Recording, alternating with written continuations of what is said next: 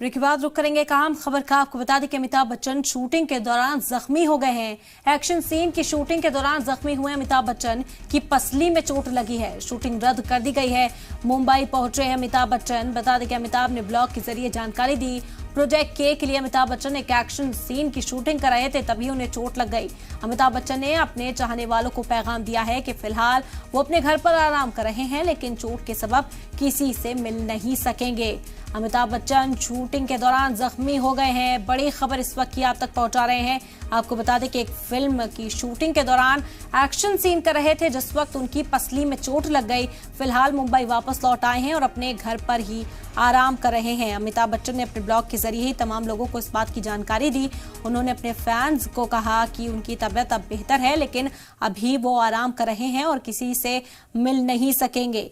ये बड़ी खबर अमिताभ बच्चन से जुड़ी हुई आप तक पहुंचा रहे हैं। अमिताभ बच्चन को शूटिंग के दौरान चोट आई है। बता दें कि एक्शन सीन की शूटिंग के दौरान अमिताभ बच्चन जख्मी हो गए। उनकी पसली में चोट लगी है, जिसके बाद शूटिंग को रद्द करना पड़ा।